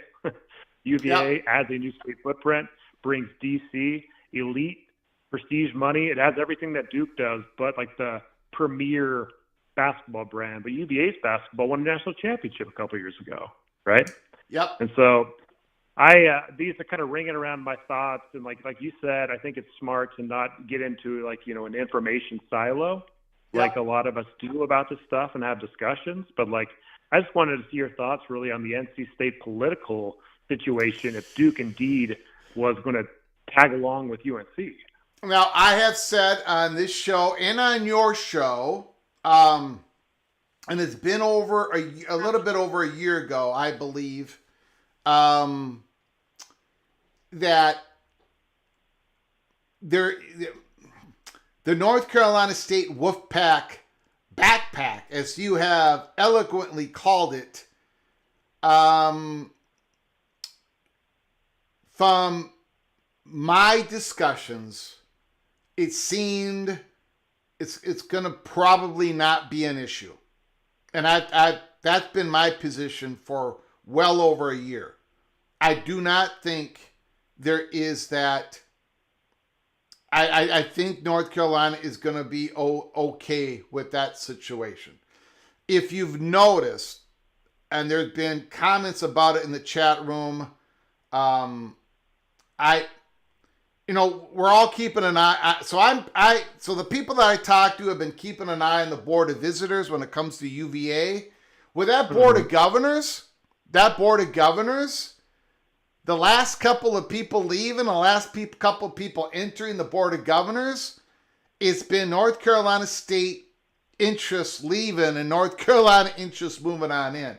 It's tilting more and more North Carolina. Like, if you just read in the room from people that kind of know these people, that seems to be the steam. If there is not enough North Carolina State interest in the Board of Governors, then maybe the adding on of Duke, it may hurt more, but maybe it won't cause more problems. But I do think you make a good point. I still think it's Virginia. I happen to think it's Virginia. Wow, Duke. Because I do as well. I was just kind of like pondering that. There's a lot of different like airballs with Duke. I mean, obviously, if they can pay their way in, that's a huge benefit. Yeah, they got the money, they got the boosters, they got the brand. You totally understand the strengths, but like and the person I was talking to says that Duke. She says, Greg, you should consider Duke as a magnet for this money that's sitting out there. So that's a part of this. I think it's a part of it. I think it's going to be a part of it, these decisions. But I don't know for sure. So I still got Virginia. But the Duke thing Greg, is... Thank goodness for realignment. Like, it's, I swear, like us college football nuts that have to wait all season. You can only talk about like your team so much. Like, I think a lot of the community, including myself, just need this, like our little like realignment discussions and stuff. It adds a lot of flair and fun. And you know what I think is going to be the next wave of stuff that we're going to talk about. Now, during the off season, I've spent a lot of time on talking about all these teams, right? I do my spotlight. I got my hot seat list. I'll post that right now. The Heisman watch heading into week 0. I got my hot seat watch heading into week 0. I'm talking college football all the time. And I got yelled at by quite a few people early on this spring when I was talking about too much college football on my show. But I think, Wild Ute, the next wave of stuff that we're going to talk about other than college football during the off season, Wild Ute, eventually I think, and however this works, whatever structure under a CBA where these student athletes are not employees, or the way it is not, however it works, I really think that eventually for this to work is that these student athletes, their compensation is going to become public. Wow, Ute. Mm-hmm. It's for everything to be above board, just like in all these other professional sports, where everything, you can look it up, Wild Ute. If you want to know how much money a baseball player is getting paid, no inducements allowed, right? The contract, it's got to be above board. It's got to be public knowledge. So if we're gonna actually do this, that is going to be a wealth of content for college football fans to chew on, to argue about. I mean, how much money is Utah paying for their starting quarterback? How much they're paying for their backup left tackle? I think that's going to be the next wave of humongous, interesting content to hit college football. What do you think about that? I think that the CBA would be fantastic if it can be structurally sound. Mm-hmm. Right, and kind of operate like a pro CBA. I'm not sure with the hybrid structure with the different conferences. Yeah, who knows? It's all the mess in college sports. I would love to get there because I want to see, the money situation. It's really rough. It's equivalent of watching Major League Baseball with no salary cap and no draft. Yep. No draft either. No draft either. Yeah. It's unlike any other sport on planet Earth right now and stuff. Yeah. So I hope that there's regulation that can stick. But the attorneys and stuff, they're going to be fighting it tooth and nail to try to get it to go back to that unregulated state. So if the CBA is the answer there, I'd be happy with it. Full disclosure, that'd be sweet to see everything and see kind of the deals to make sure they're fair market value, and having you and I complain that deal doesn't look fair market value when it is. Yeah. So that's going to be the next shoe to drop, and plus private equity, like you brought up. The private equity thing's fascinating, especially with the Big 12 and how that didn't get done. The implications still, there's a million different storylines in college football, and I love it, man. I love your channel. Appreciate it. Job. Appreciate it, sir. Care. All right, brother. Beautiful call. Wild Ute, Utah Utes. Wild Ute is not happy. Not happy that it's Utah Utes. We're not in the top 25 of the coaches poll. And if you take a look at it, the Big 12 teams are represented in back of the top 25. Texas Tech 24, BYU 23, Iowa State 22, Kansas State 20. Not many teams in the top 16, only one, Arizona State. And if you go by this, let's say this ends up being the exact top 25, there would be one Big 12 team in a 16-team playoff because you would have to have Boise State in there. Call from Rock and Rant. Rock and Rant, the floor is yours. How you doing, Mr. Hurricane? I'm doing good. It's a great mix of crazy realignment conversations continuing and actually having polls for everybody to freak out about. So yes. It's good. It's only a certain amount of days. And I definitely want to touch on that. I just also wanted to circle back to yesterday, a couple of things you brought up before I forget. Yep. I'm completely on your page. Everyone who thinks that the idea of Michigan going to play in Germany is a foolish idea has absolutely no idea what they're talking about. No disrespect intended. If Ireland Germany has much more of a connection to U.S. football than Ireland ever did, and we're all getting ready to celebrate Farmageddon in week 0 we are. with Iowa State and Kansas State. Yeah, it's going to be a celebration. Yep. My sister actually was engaged to somebody who played in the original NFL Europe League and was based in Germany. Wow. So they were always, we didn't get married, but I got exposure to it from the earliest days. And besides the fact that Michigan fans will travel anywhere because they have a year plus or however many years they have to plan for it, there's like 600,000 living alumni from Michigan all over the world. And I think a conservative estimate would be that 200,000 of them are within Europe, which means it's fairly easy for 10% of them to come, right? Yeah. And plus their families. You have probably, I think, the most U.S. bases in one country are in Germany. Yeah. And it's a novelty. Like, that game will be sold out. The tickets will be expensive. They may not know everything. They might not know what the hell a Western Michigan is from anything else. It doesn't matter. It's very short-sighted for people to be pissing all over that. Yeah. I don't really get it other than just pure hatred. Somebody was smart enough to do it. And it's going to happen again. I mean, it's going to happen again. This is not going to be a one-off. So it's just going to happen. I mean, it makes a hell of a lot more sense than Miami and Notre Dame playing in Japan in the 70s. Yeah, but you know, if we wake up tomorrow and Miami and Notre Dame is playing in Paris, it's going to be duplicated. It's going to happen again and again and again. Maybe not those two teams in the same location, but for the next 10 years, it's going to be brand building, market building, sponsorship building, especially for the biggest brands in college football, and probably the conferences are going to get involved. So, yeah. And you're not even factoring into the fact that a game that nobody would watch, everybody will watch, just to see if the German fans sing Sweet Caroline loud like they did the NFL game a few years ago, right? And you take a game that was, a Big Ten network game, and it will be on, probably a major network, and they'll make an event out of it because it will be against a weird time slot.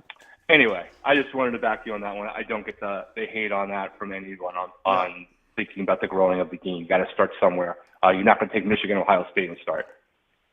Then yesterday with the hot seat, your choices were all good, and I have no issues with them. I just wanted to explain, my thing with Aranda, I didn't have Aranda on my hot seat, but he just says really stupid things, including at the high school Texas Coaches Association.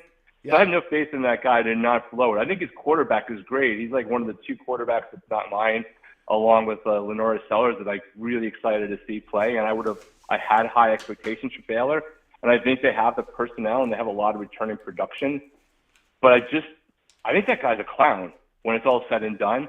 And so that's why I have had him on the hot seat. I think your Texas Tech pick makes sense. I think all the other ones you have. And my Matt Rule one wasn't because I think they're necessarily going to go 4-8. I just wonder at what point is Nebraska, with that rich and storied history and that dedicated fan base, just going to lose patience, as patient as they are, with just being middle of the road again in the Big Ten. At some point, and I know what it's like to pick bad coaches one after the other. I've been there. But that was the reason why I had those two. There wasn't any shots on the ones that you had for sure. Yeah. I look at the Baylor schedule. Bryson Washington is fantastic running back. They've got a left tackle named Sidney Fugar, Fugar. So that's worth a couple wins. So and then Keaton Thomas is a great linebacker. I've talked about him all off season. Thomas, man. So they've got dudes. I think they got to. So I think they're going to win enough games. I agree with you on Dave Aranda saying a bunch of stupid things, especially at that association. Really unprofessional, especially from a person at leading young men. At Baylor. Huh? At Baylor, right? I would think Baylor, among a few schools, Yeah. in particular, it's even more glaring than if some Yahoo at whatever state school did it, right? So I'm again, my hot seat is, for right now, it's heavily projections. Going into week one, going into week two, results are going to more affect my list, right? So, I mean, I got James Franklin, number 6. I got Joey McGuire, number 5. They're not number 6. Joey McGuire makes a lot of I actually agree with you on Joey McGuire as a out of the box one, because when you start getting the boosters in any program super involved with their wallets, right, and you do the amazing things that Texas Tech was able to do in the portal and bring that talent at, you also bring in people wondering where you are in year 4 of the program. And Texas Tech does not exactly have a history of sticking with coaches for the long term over the last 15 or 20 years. There's been some churn there. I just wonder whether or not, if he doesn't come out and do a 10-2 kind of season with how much money they spent, if they are okay with him coming in at a relatively disappointing 8-4 or something like that. So I don't think it's an out of the question kind of pick. I don't expect it. I think I personally have Texas Tech making it to the Big 12 championship game, but if he should stumble, I don't know that you are necessarily wrong on that prediction. But I thought the coaches poll for the most part was kind of where things would be. I was a little surprised that we didn't have a potential top 25, even at the bottom of a matchup between Baylor and Auburn. I think both of those teams could have easily been in the bottom part of the top 25. So I was a little bit surprised about that. Louisville, I think, is a glaring omission for certain on that one. I think you're right on Tennessee, but man, we're opening up the season. We have a number 1 versus number 2 game to open up the season. We've got a number 5 versus number 10 in the first weeks, and that is we have I think 20 versus 21 with Farmageddon. I don't know if there's any other ranked versus ranked, but having in the first week 0 and week 1 having 3 highly ranked games like that isn't that common. So I think we should all be super appreciative of it. But I don't want to throw you off your Louisville trek though. Please pick them against Miami. Please pick them to go to the SEC. Listen, championship. So a couple things. One is, one of the most important. Okay, there's 2 games out there that, unless my house is burning down or I have thrown my 92-year-old mother into an ambulance, there's 2 games outside of my beloved Golden Gophers that I can't miss the games. Number 1, I happen to think Oklahoma and Michigan is a fascinating football game because of John Mateer, Jaden Ott. I want to see those guys together. I want them to go against that Michigan defense. Oklahoma's got some receivers recovering they've got their big guy. I want to see that. And then, of course, it's Bryce Underwood's unveiling, right? Right. The other game is Miami and Louisville. At Miami. I've been sitting over that game. That game, to me, changes Miami season and Louisville season. That is the biggest swing and gate game I can see out there. So that's how high I got Louisville. I think that Miami-Louisville game could be a play-in game, could be a playoff game to see who's going to be the second ACC team to get to the playoffs. Yeah, I hate that game. I'm more worried about that game than I am actually Notre Dame or Florida, as some people might say, because that's just I don't think people understand. You can give all the crap you want about Hard Rock, but just go back and watch 2017 Notre Dame game, and that's what that atmosphere is going to be on opening week for a quarterback that hasn't started. And the Florida Miami thing, I think DJ Lagway is going to be a great quarterback. I think he might be even a great quarterback this year. I'm just not buying the hype on Florida overall, and maybe that's just because I'm a hater, which is fine. Louisville game is the game that I'm the most scared, because that is a typical Miami historically, and Mario particular, game to lose, because they could maybe be undefeated going into that game, and that will be the one game they lose in the regular season and the one that keeps them out of the ACC championship game. So that one scares the hell out of me. The one question I had for you, and just to leave it for the community, and then I'll drop off, is we were talking about this with some of the Mafia crew and chat of the coaches poll coming out and 9 SEC teams being in there. There's only about 10% of the coaches of the 68 that are, or maybe it's a little bit more than that, 12% or so, of the coaches that are SEC coaches who voted out of the 67th net vote. So, and they still got 9 teams in. Yeah. And it's not the ESPN, and it's not the propaganda network, right? And maybe the coaches didn't vote, maybe the sports information director did, or their intern, or what have you, but they still got 9 teams in. So I guess in the spirit of preseason polls, like, what's your just take on that? Like, is that really SEC hype? And I'm one that, I take my shots at thanking the SEC. But the coaches poll preseason, are they all just listening to ESPN and drank the Kool-Aid for the SEC? They're not voting for their own interests. The ACC coaches clearly weren't voting for their own interests, right? Or maybe they did and they were just overwhelmed by everybody else's take. But I'm just curious your take on the coaches poll, specifically preseason, having 9 teams in the SEC. How much of that is them just being delusional and reputational, or them actually believing those teams are better? Boy, that's a great question. And boy, I don't have a good answer to that question.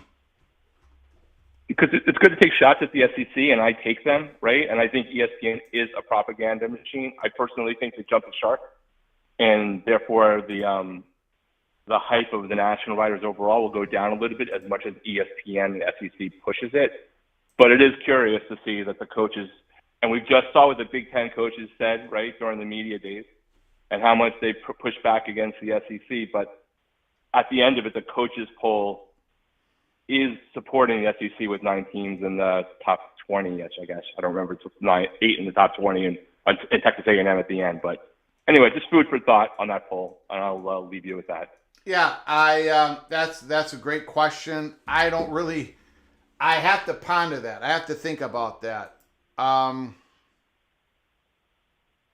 Yeah, I'm going to have to think about why is that? Yeah, because again, even if it's a sports information director, their job actually would be to spin it the most positive for their school and their conference, and vote for the teams on their schedule, right? Unless everybody's like secretly stealth a covert agent for SEC, including everybody in the other Power 3 and the rest of the G6. Mm-hmm. Yeah. Great question. Let me think about it. All right, man. I'll hang up and look forward to your answer, whether it's today or down the road. Yep, you got it. Beautiful rock and rant. Thanks for calling. Beautiful call. Take care now. Yeah, it's yeah. I don't know. You can see the narrative is being set. I don't know. I look at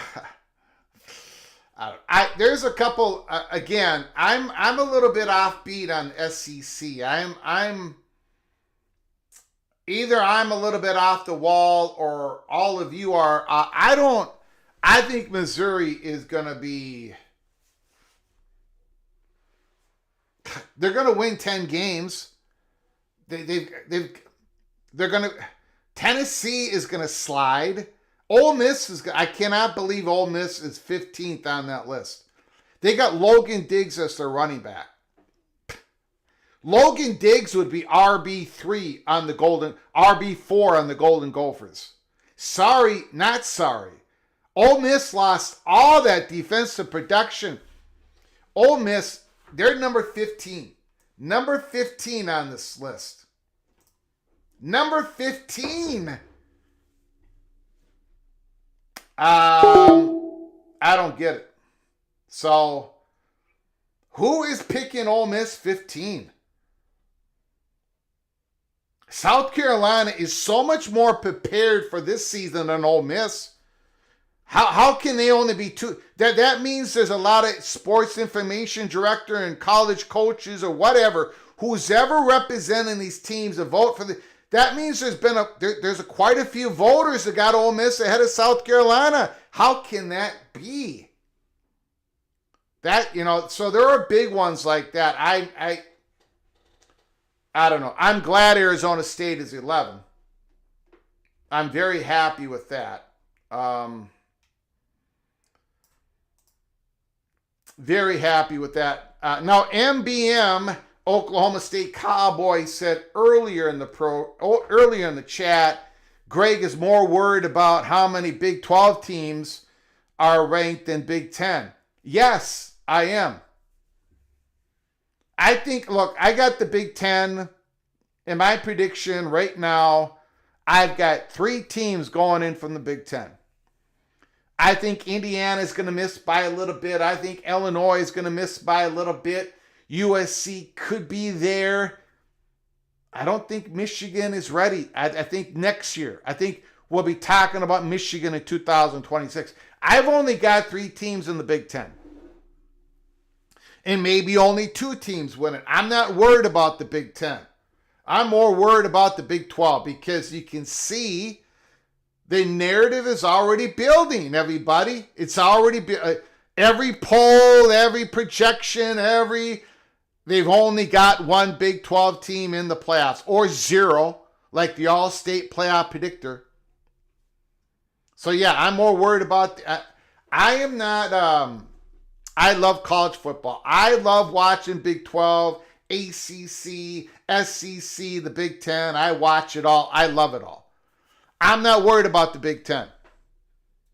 I'm not worried about the Big 10. When I talk about the AQ model being the best model, because I think it's the best model for college football. Now, a lot of people say, Greg, you're just, the Big 10 sucks, so this is the only way the Big 10 can survive. And I don't agree with you. That's your opinion, but I don't agree.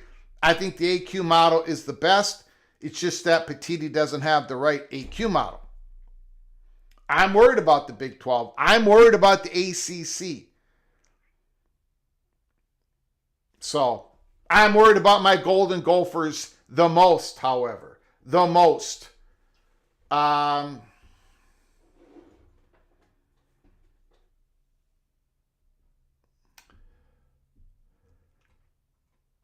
right. If you're new to the channel, and if you haven't done so yet, please subscribe to our PATC channel. We're working towards 5,100 subscribers. Please subscribe. And before you leave, smash that like button if you've liked our content today. And share the video with your family and friends. Get ready for tomorrow, Tuesday, August 5th. The Florida State Seminoles is going to be under the spotlight here at Peek Around the Corner. Today we did the Wake Forest Deacons, the Demon Deacons. The Demon Deacons of Wake Forest, Robbie Ashford, Deshaun Purdy, who's going to be QB1. Demon Claiborne, he is the bell cow. Mika Mays, he's going to have to step it up. He's bringing back the most production. Only 16 receptions. Dylan Hazen leads a very good linebacking crew for the Wake Forest Demon Deacons. I think they're going to make a bowl game because they've got a decent defense. The offense is scary thin, but the schedule works out where I think Wake Forest has a pretty good shot at getting 6 wins. We talked about the front office sports report. Another private equity leader is saying that private equity is going to get into the college sports space. We talked more about Duke and their options to land a P2 invitation. And we did talk about the coaches poll, the CBA that possibly is brewing, the CBA idea possibly getting more and more traction. So, keep your head on a swivel. I want to thank everybody for joining us here at Peek Around the Corner. Thank you so very much. I appreciate it. Until next time, from all of us at College Football's Peek Around the Corner, PATC, to all of you, please please, please take good care of each other. God, family, Golden Gophers.